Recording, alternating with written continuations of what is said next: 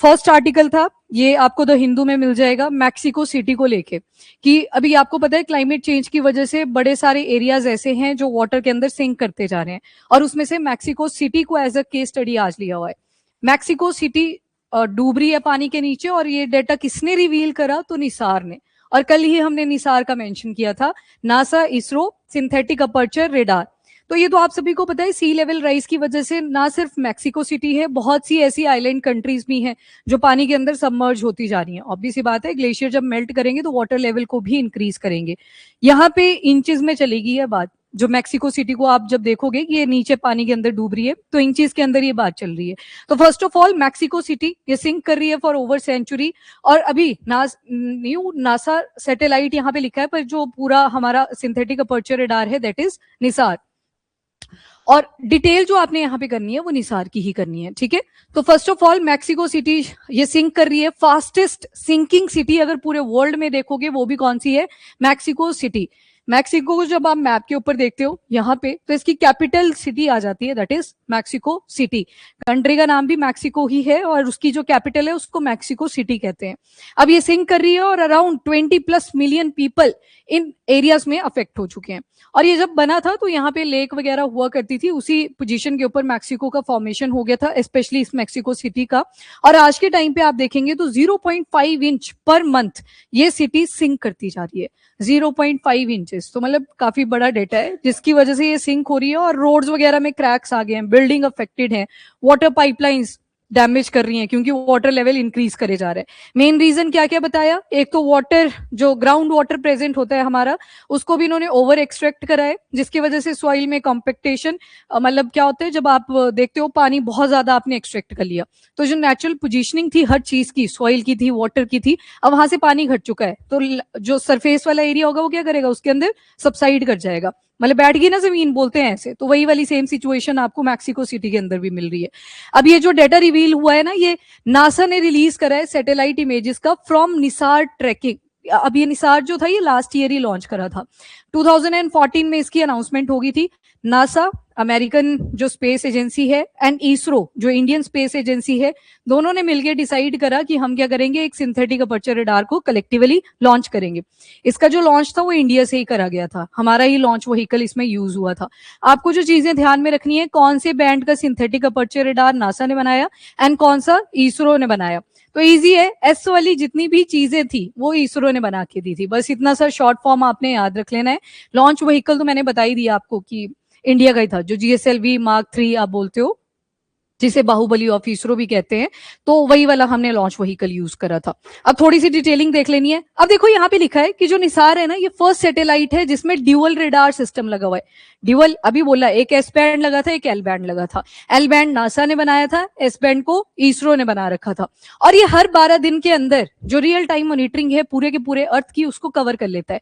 अब देखो कल आपको ध्यान होगा मिशन दृष्टि पढ़ा था आपने, दृष्टि सैटेलाइट के बारे में, वो भी सन सिंक्रोनस ऑर्बिट में थी और बोला कि हर 4 दिन में रिविजिट करेगी एक ही जगह पे, सेम प्लेस पे, सेम एंगल के ऊपर, सेम टाइम के ऊपर, यही चीज बोली थी। वैसे ये भी क्या करता है, 12 दिन ले लेता है पूरा, पूरे अर्थ को ऑब्जर्व करते करते। और ये भी कौन सी ऑर्बिट के अंदर है? तो सन सिंक्रोनस ऑर्बिट के अंदर। अब urban planning, infrastructure protection, disaster management से रिलेटेड जो भी डेटा आपको चाहिए वो आपको निसार प्रोवाइड कर देता है। अगर निसार की अपीयरेंस देखोगे कुछ इस तरह से दिखेगा, अम्ब्रेला लाइक अपीयरेंस है इसकी। ये जो रेड कलर से यहाँ पे लिखे है ना, ये सारी चीजें किसने बनाई? हमारी स्पेस एजेंसी ने, that is ISRO.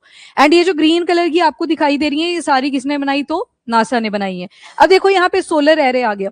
Solar array क्या करेंगे? सोलर एनर्जी को भी हार्नेस करेंगे, क्योंकि आपने ऑर्बिट ही कौन सी देखी? पोल्स के अराउंड है। और ये वाली पोल्स के अराउंड भी कौन से वाली? सन सिंक्रोनस, जो सन के सिंक में रहेगी, तो जो सोलर एनर्जी है उसका यूटिलाइजेशन भी होता रहेगा। देन उसके बाद स्पेसक्राफ्ट बस है, जिसके अंदर जो भी मॉनिटरिंग के लिए डेटा वगैरह जो भी इक्विपमेंट आपने डालने हैं वो इसके अंदर रखे होते हैं, सारा इंपॉर्टेंट सामान मशीनरी इसी के अंदर होती है। आफ्टर दैट ये आ गया सिंथेटिक अपर्चर रेडार, कौन से वाला बैंड? एस बैंड, जो इसरो ने बनाया है। आफ्टर दैट यहाँ पे आ गया S band synthetic aperture radar. अब ग्रीन वाले देख लो, यहाँ पे आ गया एल बैंड। एल बैंड जो है ये नासा ने बनाया, पर नोटिस करो ग्रीन कलर, ये रेड कलर को, रेड कलर सारे किसमें है, एस से शुरू हो रहे हैं, तो ये सारे किसने प्रोवाइड करे हैं, इसरो ने। अब ये जो ग्रीन वाले हैं वो चाहे से रेडार इंस्ट्रूमेंट स्ट्रक्चर है या एल बैंड का सिंथेटिक अपर्चर रेडार है, ये सारा किसने बनाया है, ये नासा ने बनाया। याद रह जाएगा, अगर मतलब आपको समझ ना भी आए ये टॉपिक, पर प्रीलिम्स पॉइंट ऑफ व्यू से आप टिक तो कर ही सकते हो एटलीस्ट। एस वाली जो कैटेगरीज हैं ये सारी किसने प्रोवाइड करी, इसरो ने। एंड ये ऊपर जो अम्ब्रेला लाइक चीज ओपन होती है इसको कहते हैं रेडार एंटीना रिफ्लेक्टर। ये रिफ्लेक्टर का काम करेगा, जो कि बनाया है अगेन किसने, ग्रीन कलर से रिप्रेजेंट करा है, मतलब नासा ने इसको डेवलप करा है। नाउ ये है निसार, और इसकी जो लॉन्चिंग है वो GSLV, geo synchronous satellite launch vehicle F-16 के द्वारा करी गई, और 743 किलोमीटर के डिस्टेंस पे है। कौन से वाला ऑर्बिट, सन सिंक्रोनस ऑर्बिट, और एंगल बनेगा इसका लगभग 98.40 डिग्री इंक्लिनेशन। एंगल बनेगा ना, ऐसे तो होगा नहीं, आइडियल चीजें नहीं होती हैं स्पेस के अंदर, तो कुछ ना कुछ एंगल बनेगा, तो इतने एंगल के ऊपर ये जाएगा। कल भी आपने ऐसे पढ़ा था ना, same place same time and same inclination, angle भी सेम ही रहेगा, तो ये एंगल के बारे में बात कर रहे हैं। वेट इसका 2392 kg के पास में था। कहां से लॉन्च करा गया, तो आंध्र प्रदेश में located Satish Dhawan space centre. जून 2025 में इसको पहले लॉन्च करने के लिए बोला था, उसके बाद ये पोस्टपोन हुआ था, फिर जुलाई एंड में जैसे इसको लॉन्च कर दिया गया था। तो अभी के टाइम पे मैक्सिको सिटी की इन्होंने डिटेलिंग निकाल के दी, वो जो शुरू में इमेज लगी थी ना येलो कलर वाली, इसी तरह से आती है सारी पिक्चर्स जब सिंथेटिक अपर्चर रेडार में वो कैप्चर होती है, एक्चुअल नहीं दिखती है, कलर कोडिंग प्रॉपर करी होती है। तो ये दिखा रहा है कि जो वाटर का लेवल है with in the Mexico country की अगर बात करें और मैक्सिको सिटी में जाके देखो तो वाटर का लेवल राइज करता जा रहा है, और जिसकी वजह से ये सिटी सिंक कर रही है। एयरपोर्ट वगैरह दिखाए हुए हैं यहाँ पे कि जो मेजर एरियाज हैं। इसके बाद मैप करेगा अर्थ सरफेस को एवरी 12 डेज, मतलब हर वही सेम ही सिनारियो। जब भी आप पोलर ऑर्बिट के बारे में बात करते हो, कोई पर्टिकुलर टाइम होता है, कोई पर्टिकुलर प्लेस होता है, लोकल टाइम आप देखते हो, और कोई एंगल हो सकता है, उसी पॉइंट पे वो दोबारा से 12 दिन के बाद आएगा, दोबारा से 12 दिन के बाद आएगा। तो अब ये डाटा किसने रिवील करा, निसार ने। जैसे आदित्य L1, ये हमने सन मिशन जो लॉन्च करा था इसरो ने, अब वो भी क्या करता है, पिक्चर्स कैप्चर करके देते हैं। और लास्ट ईयर पता लगा था लद्दाख में जो ऑरोरा की तरह एक अपीयरेंस हुई थी, उसके पीछे क्या फैक्टर थे, तो वहां पे आदित्य L1 का बहुत एक्टिव रोल रहा था। तो इसी वजह से ये मिशन कंडक्ट करे जाते हैं। एंड निसार मिशन का मेन पर्पस क्या है, तो वो भी देख लो। जितने भी इकोसिस्टम के अंदर चेंजेस आ रहे हैं, वो चाहे से ग्लेशियर मेल्ट कर रहे हैं, वो चाहे से सी लेवल राइज कर रहा है, कोई फॉरेस्ट फायर लग रही है, वेजिटेशन पैटर्न में कुछ चेंजेस आ रहे हैं, या ग्राउंड वाटर में वेरिएशंस आ रही हैं, कोई नेचुरल हैजर्ड, वो अर्थक्वेक, वॉल्केनो, सुनामी या लैंडस्लाइड है, इनकी आपने मॉनिटरिंग करनी है, तो उसके लिए आप डेटा किसका यूज कर सकते हो, निसार का। अब निसार के अंदर क्या क्या चीजें लगी हुई थी, एक थर्मल ब्लैंकेट आ जाती है, इसमें गोल्ड कलर का थर्मल ब्लैंकेट लगाया जाता है ताकि जो सैटेलाइट का ऑप्टिमल सा टेम्परेचर है उसे मेंटेन करा जा सके, क्योंकि जब स्पेस में जाएंगी चीजें, बहुत सारी फ्रिक्शंस होंगी, जल सकती हैं, तो टेम्परेचर फ्लक्चुएशंस ना हो तो गोल्ड की प्लेटिंग कर दी जाती है। इसके बाद नेक्स्ट रेडार पेलोड लगे हुए हैं जो अंडरस्टैंड करेंगे जितने भी ज्योग्राफी यानी कि हमारे अर्थ के ऊपर जो भी चेंजेस आ रहे हैं उनको अंडरस्टैंड करते रहेंगे, प्लस अर्थ सरफेस के ऊपर अगर कोई मूवमेंट है तो उनको भी देखेंगे। स्पेसक्राफ्ट बस आ गई, इसके अंदर power generation, communication, navigation and altitude, मतलब जो स्पेसक्राफ्ट बस किसने बनाई थी, इसरो, एस से शुरू हो रही है, और जो स्पेसक्राफ्ट बस है मैंने बोला उसके अंदर सारी मशीनरी डली हुई है, तो ये वही लिखा है कि पावर जनरेट करनी है, स्पेसक्राफ्ट बस के अंदर है, कम्युनिकेशन, नेविगेशन, ग्राउंड से भी तो कंट्रोल कर रहे हैं ना, तो वो सारा काम किसका रहेगा, स्पेसक्राफ्ट बस का।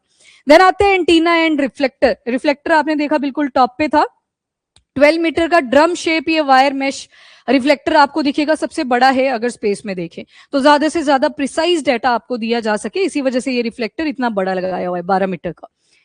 ओके, इसके बाद आती है कौन कौन से, इसको बोला कि ड्यूअल रेडार सिस्टम लगा हुआ है, यानी कि 2 रेडार सिस्टम लगे हैं, दोनों ही सिंथेटिक अपर्चर रेडार हैं, नासा और इसरो ने इंडिविजुअली बनाए। एल बैंड वाला बनाया नासा ने, एस बैंड वाला बनाया इसरो ने। कल आपने ऑप्टिकल इमेजिंग और दूसरा सिंथेटिक अपर्चर रेडार को देखा था, ऑप्टिकल इमेजिंग का यहाँ पे बिल्कुल भी मेंशन नहीं करा गया, ठीक। अब ये जो सिंथेटिक अपर्चर रेडार है उसी के ऊपर हम फोकस करेंगे। मैंने डिफरेंस बताया क्यों कल दृष्टि सैटेलाइट को हमने बोला था कि वर्ल्ड की पहली ऑप्टोसार सैटेलाइट है, क्योंकि इसमें आपने दोनों का मर्जर पढ़ा था, पर अभी जब निसार के बारे में पढ़ रहे हो तो यहाँ पे सिर्फ किसका मेंशन हो रहा है, सिंथेटिक अपर्चर रेडार का। अब ध्यान रखना जो इसरो ने बनाया ना ये सुपरफिशियल पिक्चर्स कैप्चर करेगा, मतलब आज मौसम बढ़िया है तो किसका यूज करा जाएगा, कौन से वाला बैंड यूज करा जाएगा, एस बैंड नंबर 1। अब किसी दिन क्लाउडी वेदर हुआ और हम चाहते हैं कि क्लाउड्स के अंदर से भी पेनिट्रेशन होके डेटा निकल के आए, तो उसके लिए आएगा एल बैंड। एल बैंड किसने बनाया, नासा ने। आजो लेट आते हो तो जल्दी से बैठ जाया करो, गुड मॉर्निंग नहीं होती, फिर गुड आफ्टरनून हो जाती है, ठीक है। तो ये एल बैंड और दूसरी तरफ आ गया एस बैंड। तो एल बैंड क्या करेगा, अगर आपको डीपर पेनिट्रेशन करनी है, कोई भी डेटा और ज्यादा डिटेल में चाहिए, कौन से वाला बैंड यूज होगा, L band. S band, S से शॉर्ट ऐसे याद रख लो, मतलब अगर सब कुछ साफ है, एस से साफ याद रख लो, ज्यादा बेटर। सब कुछ साफ है, आपको सिर्फ फॉर एग्जाम्पल मैंने यहाँ पे 2-3 पेड़ बना दिए ऐसे, बड़ी कैनोपी है, आप इसको अमेजोन का फॉरेस्ट टाइप सोच सकते हो, बड़ा ट्रॉपिकल एरिया वाला फॉरेस्ट है। अब ये अगर मुझे सिर्फ कैनोपी की पिक्चर लेनी है तो मैं एस बैंड रेडार का यूज कर लूंगी, ठीक है।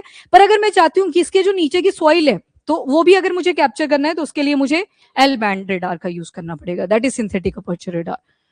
क्लियर। तो ये निसार के फीचर है, इस वजह से बता रही हूं। अब पैरामीटर भी देख लो, वेवलेंथ यहाँ पे एल बैंड की ज्यादा है 15 to 30 सेंटीमीटर और इसकी कम है एस बैंड की 7.5 to 15 सेंटीमीटर ये। एंड फ्रीक्वेंसी रेंज देखो, वेवलेंथ एंड फ्रीक्वेंसी दोनों हमेशा ऑपोजिट होती है, जिसकी वेवलेंथ ज्यादा होगी उसकी फ्रीक्वेंसी कम हो जाती है। तो एक याद रख लो, एल बैंड की जो वेवलेंथ है वो ज्यादा है if compare to the S band, तो फ्रीक्वेंसी कम हो जाएगी if compare to the S band. इसके बाद और क्या क्या फीचर्स, तो एल बैंड रेडार, ये पेनिट्रेशन पावर इसके अंदर ज्यादा है। वेदर अगर क्लाउडी है, फॉगी है, उसमें से भी आपको अच्छे से पिक्चर कैप्चर लेके आनी करके लानी है, तो उसके लिए आप कौन सा बैंड यूज करेंगे, एल बैंड। पर वहीं पे एस बैंड देखोगे तो इसकी पेनिट्रेशन मॉडरेट है, मतलब अगर रेन फेड एरिया होगा तो उस टाइम पे आपको शायद उतनी अच्छी पिक्चर ये कैप्चर करके नहीं दे पाएगा।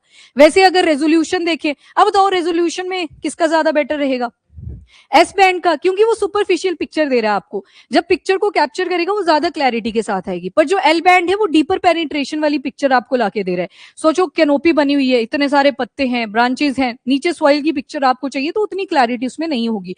तो जो रेजोल्यूशन है वो आपको ज्यादा किसका बढ़िया मिलेगा, एस बैंड रेडार का। एटमोस्फेरिक इफेक्ट, हाँ जी, किसमें ज्यादा इफेक्ट पड़ेंगे, एटमॉस्फेयर की चेंजेस की वजह से कौन सा इफेक्ट होगा, एस बैंड रेडार। आपने देखा ना, इसके लिए मौसम अच्छा होगा तो ये अच्छी इमेजिंग कैप्चर करके दे देगा, जबकि दूसरी तरफ एल बैंड के केस में इसको आप क्लाउडी वेदर के अंदर भी यूज कर पा रहे हो। देन आता है एंटीना का साइज, उसमें लार्ज एंटीना रिक्वायर्ड है फॉर द सेम रेजोल्यूशन, इसमें छोटे एंटीना भी लग जाते हैं जो एस बैंड का केस है। तो ये था आपका मैक्सिको सिटी को लेके। अब यहां से क्वेश्चन क्या बन सकता है, तो मेंस में या तो डायरेक्ट आएगा, निसार के जो फीचर्स हैं वो आपसे पूछ लिए जाएंगे कि फॉर एग्जांपल स्पेसक्राफ्ट बस जो थी वो नासा ने बना के दी थी इन निसार ऑपरेशन, तो गलत हो जाएगा, क्योंकि आपने देखा जितने भी एस से शुरू हो रहे थे वर्ड्स वो सारे किसने दिए थे, इसरो ने दे रखे थे। एंड दूसरा जो सवाल बन सकता है वो मेंस का आ सकता है, सीधा पूछेगा कि निसार ने क्या क्या एविडेंसेस अभी तक रिवील करने शुरू करे और ये कैसे अपना मैकेनिज्म परफॉर्म कर रहा है। दोनों चीजें साथ में आएगी, एक तो एविडेंस पूछ लेगा या तो इसकी मैकेनिज्म पूछ लेगा। तो एविडेंस में आपको बताना पड़ेगा ना कि क्या क्या डेटा ये रिवील कर रहा है, पर्पस उसमें पूछ लिया जाएगा कि कौन कौन से डेटा ये स्पेसिफिकली रिवील कर सकते हैं। तो आपने देखा जियोफिजिकल चेंज, ना सिर्फ ऊपर वाले, इवन अर्थ की प्लेट्स में भी अगर कोई चेंजेस आ रहे हैं तो उस डेटा को भी ये टैकल करने की ट्राई करेगा। तो ये इसका पर्पस, मैकेनिज्म और एविडेंस बेस्ड क्वेश्चन मेंस में आ सकता है, रह जाएगा याद, तो इसको ध्यान रखिएगा।